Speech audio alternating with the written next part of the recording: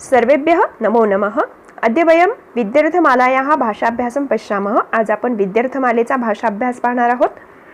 पहा, भाषाभ्यास पाहण्यापूर्वी पहिल्यांदा आपल्याला कृतीपत्रिकेमध्ये पद्यावर आधारित कशा प्रकारचे प्रश्न येतात याचं थोडक्यात स्वरूप मी तुम्हाला सांगणार आहे।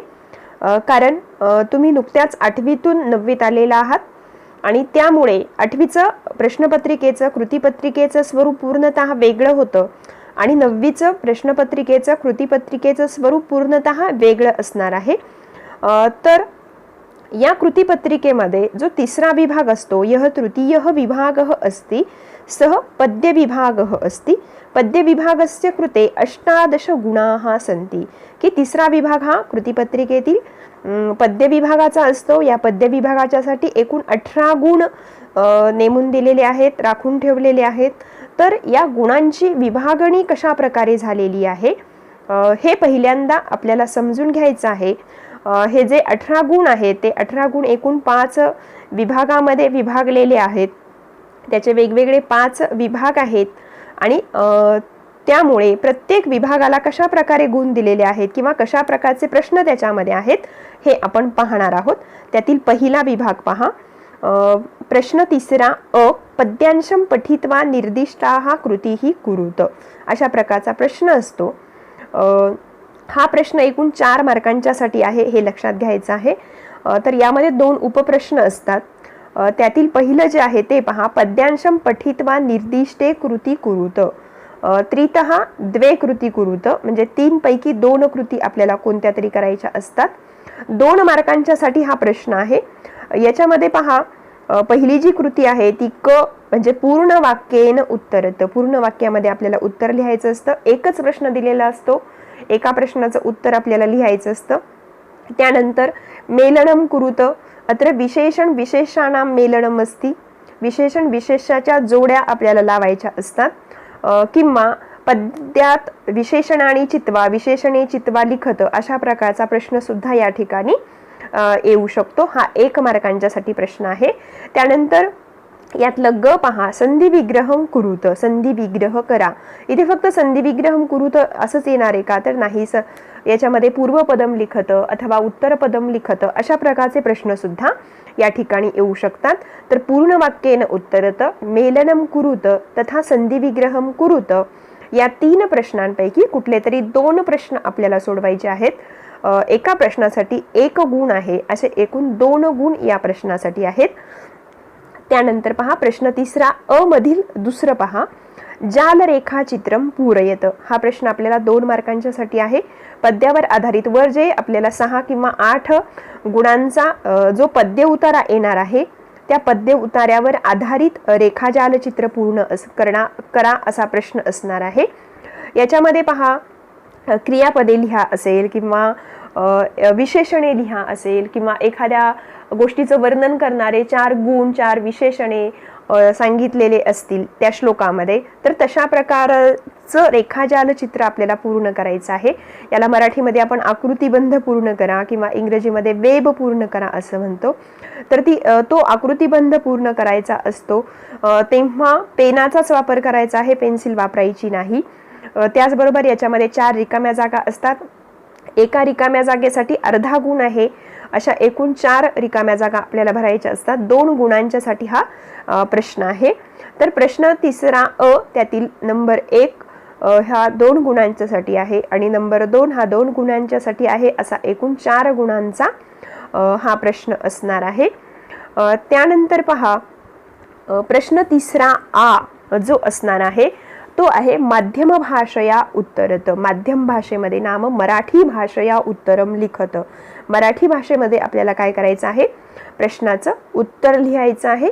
याच्यासाठी सुद्धा 2 गुण आहेत पहा।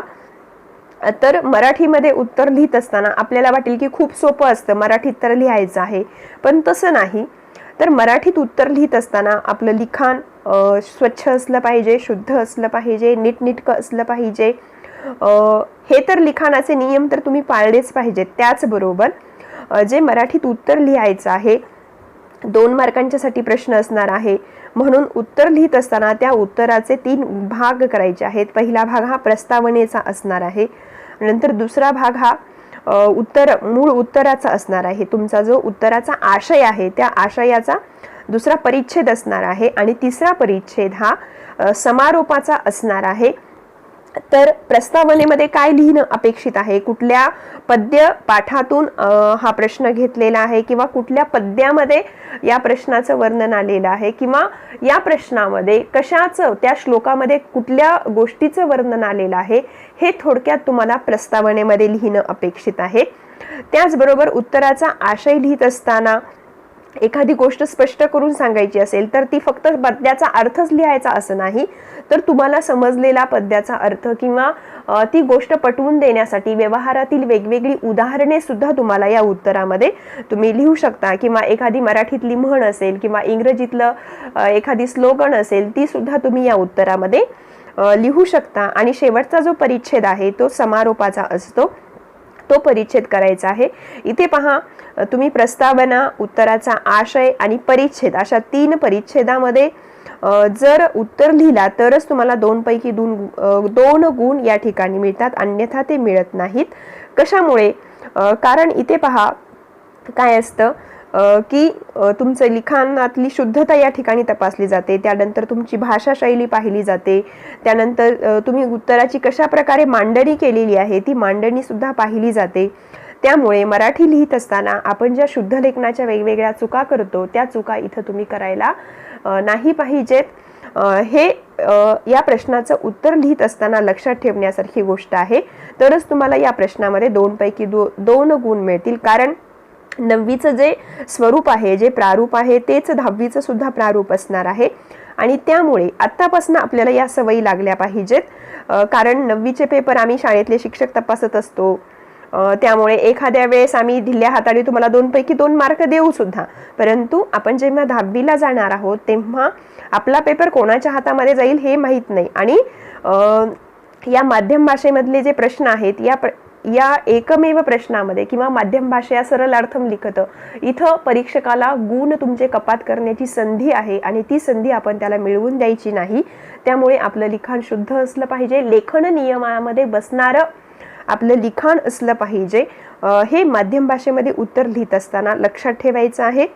त्यानंतर पहा, यातला जो ई प्रश्न आहे, श्लोकान शुद्धान पूर्णांच लिखत. श्लोक शुद्ध पूर्ण करायचे आहेत. 4 श्लोक दिलेले असतात, 4 पैकी कुठले तरी 3 श्लोक लिहायचे आहेत. एका श्लोकाला 2 गुण असतात. श्लोक लिहित असताना किंवा परीक्षेत कशा प्रकारे येते तर परीक्षेमध्ये श्लोकाची सुरुवात आणि शेवट दिलेला असतो. आपल्याला तो श्लोक पूर्ण करायचा आहे. श्लोक पूर्ण करत असताना त्याचे संधी फोडायचे नाहीत किंवा समासाचा विग्रह करून श्लोक लिहायचे नाहीत. तर पुस्तकामध्ये ज्या पद्धतीने श्लोक दिलेले आहेत तर त्याच पद्धतीने ते श्लोक तुम्ही लिहिले पाहिजे. जर 4 ओळीचा श्लोक असेल तर तो 4 ओळीतच लिहायचा. 2 ओळीचा श्लोक असेल तर तो 2 ओळीतच लिहिला पाहिजे. त्याचप्रमाणे 2 ओळीचा श्लोक असेल तर पहिली 1 ओळ संपल्यानंतर 1 दंड द्यायचा, नंतर दुसरी ओळ संपल्यानंतर 2 दंड द्यायचे. तसेच जर 4 ओळीचा श्लोक असेल तर पहिल्या 2 ओळी संपल्यानंतर 1 दंड द्यायचा आणि दुसऱ्या 2 ओळी संपल्यानंतर म्हणजे 4 ओळी संपल्यानंतर 2 दंड द्यायचे. हे लक्षात ठेवायचं. त्यानंतरचा प्रश्न पहा, अन्वयम पूरयत असा प्रश्न आहे. 2 गुणांच्यासाठी हा प्रश्न आहे. जर तुम्ही अव्ययमाला किंवा विद्यार्थमाला पाहिली असेल पुस्तकामध्ये तर श्लोकाच्या खाली तुम्हाला कंसामध्ये अन्वय लिहून दिलेला आहे. पहा, त्या अन्वयाचा अभ्यास करायचा आहे. परीक्षेमध्ये आपल्याला अन्वयम पूरयत असा प्रश्न असतो, अन्वयम लिखत असा प्रश्न नसतो. म्हणजे अन्वय तुम्हाला आधीच लिहून दिलेलं असतं, फक्त त्यामध्ये 4 रिकाम्या जागा असतात. त्या 4 रिकाम्या जागा तुम्हाला त्या ठिकाणी भरायच्या आहेत. अन्वय म्हणजे काय हे आपण शिकलेलं आहे की श्लोकाची जी रचना असते ती रचना विस्कळीत क्रम असतो शब्दांचा श्लोकांमध्ये. त्यामुळे श्लोक वाचल्या वाचल्या आपल्याला त्या श्लोकाचा अर्थ लावता येत नाही. म्हणून श्लोकाचा अर्थ लावण्याच्या दृष्टीने जी शब्दांची क्रमबद्ध रचना केलेली असते त्या रचनेला आपण अन्वय असं म्हणतो. तर असे अन्वय पुस्तकामध्ये श्लोकाच्या खाली लिहून दिलेले आहेत, ते पाहून घ्यायचे आहेत. 4 रिकाम्या जागा असतात. एका रिकाम्या जागेसाठी अर्धा मार्क आहे. अशा 2 गुणांचा हा प्रश्न आहे. तर या रिकाम्या जागा भरत असताना त्या कर्त्याचं ते विशेषण आहे का, किंवा क्रियापद अन्वयामध्ये लिहिलं गेलं नाही का, किंवा एखादं सर्वनाम लिहिलं गेलेलं नाहीये का, हे पाहायचं आहे. त्याच्यासाठी विशेषण विशेष संबंध किंवा विभक्ती प्रत्ययास विभक्तीचे जे शब्द असतात, सारख्या विभक्तीचे शब्द, हे लक्षात ठेवायचं आहे आणि तसा अन्वय लिहिण्याचा प्रयत्न करायचा आहे. त्याचा सराव करायचा आहे. 2 मार्कांच्यासाठी हा आपल्याला प्रश्न असतो. त्यानंतर पहा, शेवटचा प्रश्न आहे यातला ऊ प्रश्न. माध्यम भाषया सरलार्थम लिखत. यामध्ये 4 श्लोक दिलेले असतात. 4 श्लोकापैकी आपल्याला कुठल्या तरी 3 श्लोकांचं मराठीमध्ये काय करायचं असतं, भाषांतर करायचं असतं. त्याचा शब्दशः अर्थ लिहायचा असतो. इथं शब्दशः अर्थ लिहित असताना पुन्हा शुद्ध लेखनाचा नियम पाळायचे आहेत. काना, मात्रा, वेलांटी, उकार अशा ज्या ऱ्हस्व-दीर्घाच्या आपण चुका करतो त्या चुका आपण या ठिकाणी करायच्या नाहीत. त्याचबरोबर याचं भाषांतर लिहित असताना शिक्षकांनीच लिहून दिलेला अर्थ लिहायचा असं नाही, तर तुम्हाला समजलेला तुमच्या शब्दामध्ये तुम्हाला या श्लोकाचा अर्थ लिहिता आला पाहिजे. अर्थ लिहित असताना कुठल्या पद्यपाठातून हा श्लोक घेतलेला आहे वगैरे प्रस्तावना लिहिण्याची या ठिकाणी गरज नाही, तर शब्दशः अर्थ लिहायचा आहे. तुम्हाला जशा प्रकारे तो समजलेला आहे तशा प्रकारचा अर्थ लिहिणं या ठिकाणी अपेक्षित आहे. हे लक्षात ठेवायचं आहे. अशा प्रकारे आपण या प्रश्नाचं स्वरूप समजून घेतलेलं आहे. तर एकूण 5 विभाग या प्रश्नामध्ये असतात, हे पाहिलेले आहेत. आता या साच्यात बसणाऱ्या कृती आपल्याला एका श्लोकाच्या पाहायच्या आहेत. त्या आता पुढील प्रमाणे आपण पाहूयात. प्रथमः श्लोकः. कोणता आहे पहा पहिला श्लोक. तर सुखार्थी चेत त्यजेत विद्याम, विद्यार्थी चेत त्यजेत सुखम, सुखार्थीनः कुतो विद्या, कुतो विद्यार्थिनः सुखम, असा पहिला श्लोक आहे पहा. तर या श्लोकावर कशा प्रकारचे प्रश्न असतील हे आपल्याला पाहायचे आहेत. तर पहा, पहिला प्रश्न आहे एक वाक्येन उत्तरत. याच्यामध्ये पहा, विद्यार्थी किम त्यजेत, तर विद्यार्थी सुखम त्यजेत असं त्याचं उत्तर आहे.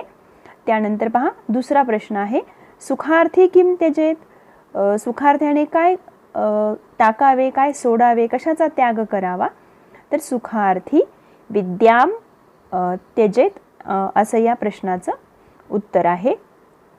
त्यानंतर पहा, जो दुसरा प्रश्न आहे तो दुसरा प्रश्न आता आपण पाहूया. याच्यामध्ये पहा, दुसरा प्रश्न आहे संधी विग्रहम कुरुत, संधी विग्रह करायचा आहे आपल्याला. याच्यामध्ये पहा, पहिला शब्द आहे त्यजेत विद्याम, त्यजेत अधिक विद्याम. त्यानंतर पहा, त्यजेत सुखम, त्यजेत अधिक सुखम. अनंतरम कुतो विद्या, कुतः अधिक विद्या. या ठिकाणी थोडी प्रिंटिंग मिस्टेक झाली आहे. विद्यामच्या पुढे, विद्या शब्दाच्या पुढे म चुकून झालेला आहे. ते पहा, कुतो विद्यार्थिनः, कुतः अधिक विद्यार्थिनः असा संधी विग्रह होतो. पहा, आपल्याला परीक्षेमध्ये प्रश्नांचं स्वरूप सांगत असताना मी सांगितलं की पूर्वपदम लिखत, उत्तरपदम लिखत अथवा संधी विग्रहम कुरुत अशा प्रकारचे प्रश्न आपल्याला यामध्ये येत असतात. त्यानंतर पहा, तिसरा प्रश्न आहे समानार्थक शब्दम लिखत, समानार्थी शब्द लिहायचे आहेत आपल्याला. याच्यामध्ये पहा, पहिला शब्द आहे विद्या, विद्या नाम ज्ञानम, शिक्षा. अनंतरम विद्यार्थी, विद्यार्थी नाम छात्रः, शिष्यः, अंतेवासी असे याचे समानार्थी शब्द आहेत. त्यानंतर पुढचा प्रश्न पहा, प्रश्न निर्माणम कुरुत. याच्यामध्ये पहिलं वाक्य पहा, सुखार्थी विद्याम त्यजेत असं वाक्य आहे. या ठिकाणी विद्याम या शब्दाला अधोरेखित आहे पहा. तर आपल्याला प्रश्न तयार करायचा आहे. अधोरेखित शब्दाबद्दल आपल्याला त्या सर्वनामाचं म्हणजे प्रश्नार्थक सर्वनामाचं अधोरेखित शब्दाची जी विभक्ती आहे, जे वचन आहे, त्या विभक्तीचं, त्या वचनाचं रूप आपल्याला प्रश्नार्थक सर्वनामाचं घ्यायचं असतं. तर कोणतं सर्वनाम आपण पाहिलेलं आहे प्रश्नार्थक सर्वनाम, किम सर्वनाम हे आपण पाहिलेलं आहे. तर विद्याम हे द्वितीया विभक्ते हे एकवचनमस्ति, अतः किम सर्वनाम्नः स्त्रीलिंगस्य द्वितीया विभक्ते हे एकवचनस्य रूपम अत्र योजनीयमस्ति. तर काय येईल बरं मग, सुखार्थी काम त्यजेत आणि पुढे प्रश्नचिन्ह द्यायला विसरायचं नाही. त्यानंतर पहा, दुसरं वाक्य आहे विद्यार्थी सुखम लभते, या ठिकाणी विद्यार्थी या शब्दाला अधोरेखित आहे, तर विद्यार्थी हे पुल्लिंगाचं प्रथमेचं एकवचन आहे, म्हणून आपल्याला या ठिकाणी किम या प्रश्नार्थक सर्वनामाचं पुल्लिंगाचं प्रथमा एकवचनाचं रूप घ्यावं लागेल. कह सुखम न लभते, पुढे प्रश्नचिन्ह द्यायचं आहे, ते विसरायचं नाही. त्यानंतर दुसरा श्लोक आपण पाहूयात. पहा कोणता आहे दुसरा श्लोक. तर दृष्टिपूतं नेसेत पादम, वस्त्रपूतं पिबेत जलम, सत्यपूतां वदेत वाणीम, मनःपूतं समाचरेत, असा दुसरा श्लोक आहे. तर या श्लोकावर आधारित कशा प्रकारचे प्रश्न असतील, कशा प्रकारच्या कृती असतील, त्या आपण आता पाहणार आहोत. पहा पहिला प्रश्न आहे. प्रथमः प्रश्नः अस्ति एकवाक्येन उत्तरत, एका वाक्यात उत्तरे लिहा. तर त्यातलं पहिला प्रश्न आहे पहा, कीदृशं जलम पिबेत, कशा प्रकारचं पाणी प्यावं. तर वस्त्रपूतं जलम पिबेत. अनन्तरं द्वितीयः प्रश्नः अस्ति कीदृशीं वाणीं वदेत, सत्यपूतां वाणीं वदेत. अनन्तरं पादः कथं न्यसेत, दृष्टिपूतं पादं न्यसेत. अनन्तरं नरः कथं समाचरेत, नरः मनःपूतं समाचरेत. त्यानंतरचा प्रश्न पहा, समानार्थक शब्दं चित्वा लिखत, श्लोकातून शोधून लिहायचे आहेत आपल्याला समानार्थी शब्द. तर इथे पहा, वाक, वाक नाम वाणी. अनन्तरं पवित्रं, पवित्रं नाम पूतं. ऋतं नाम सत्यं. उदकं नाम जलम. अनन्तरं चरणं नाम पादम, अशा प्रकारचे समानार्थी शब्द आहेत पहा. त्यानंतर पुढचा प्रश्न पाहूयात. स्तंभमेलनं कुरुत, अत्र विशेषण विशेषाणां स्तंभमेलनम् अस्ति.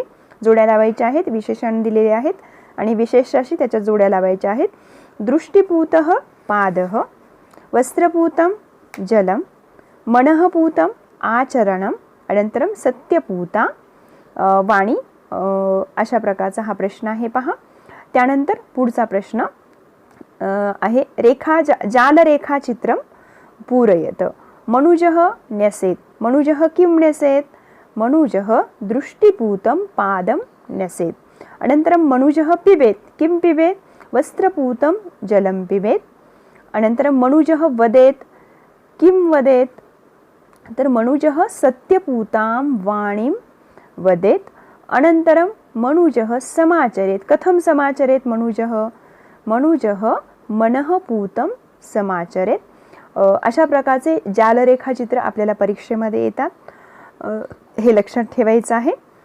त्यानंतरचा श्लोक आहे पहा, तृतीयः श्लोकः. कोणता श्लोक आहे पहा, तिसरा श्लोक.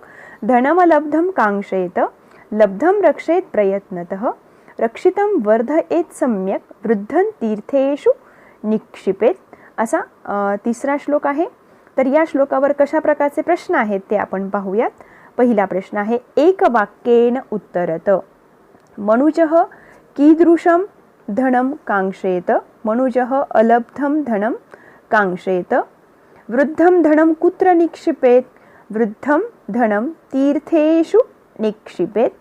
मनुजः धनस्य रक्षणं कथं कुर्यात, मानवाने धनाचे रक्षण कसे करावे.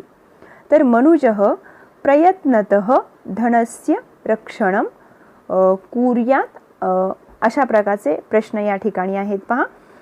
त्यानंतर दुसरा प्रश्न पाहूयात. क्रमानुसारं रचयत अथवा यथाक्रमं लिखत. तर श्लोकामध्ये 4 कृती सांगितलेल्या आहेत, केव्हा कराव्या पहा. धनस्य रक्षणं, तीर्थेषु दानं, धनस्य इच्छा आणि धनस्य वर्धनम. तर पहिल्यांदा इच्छा झाली धनाची, म्हणून धनस्य इच्छा, अनंतरम धनस्य रक्षणं, अनंतरम धनस्य वर्धनम, अनंतरम धनस्य तीर्थेषु दानम, असा क्रम आहे पहा. त्यानंतर तिसरा प्रश्न पहा, पदपरिचयम लिखत. काय करायचं आहे या ठिकाणी आपल्याला, क्रियापदे दिलेली आहेत, तर त्यांचा रूपपरिचय सांगायचा आहे. पहिलं क्रियापद पहा, कांक्षेत, मूळ धातू आहे कांक्ष, विधिलिंग लकारः, प्रथम पुरुषस्य एकवचनम्. अनन्तरं द्वितीयं क्रियापदमस्ति रक्षेत, रक्ष धातुः अस्ति, प्रथमगणः परस्मैपदम् अस्ति, विधिलिंग लकारः, प्रथम पुरुषस्य एकवचनम्. अनन्तरं निक्षिपेत, नि अधिक क्षिप धातुः अस्ति, षष्ठगण परस्मैपद, प्रथम पुरुषस्य एकवचनम्. अशा प्रकारचे प्रश्न आहेत. आज आपण इथपर्यंत कृती पाहिलेल्या आहेत. राहिलेल्या श्लोकाच्या कृती आपण पुढच्या भागामध्ये पाहणार आहोत. निश्चितच तुम्हाला प्रश्न समजले असतील, प्रश्नांचे स्वरूप समजलेलं असेल. तर भेटूयात पुढील भागात पुढील श्लोक घेऊन. तोपर्यंत धन्यवाद.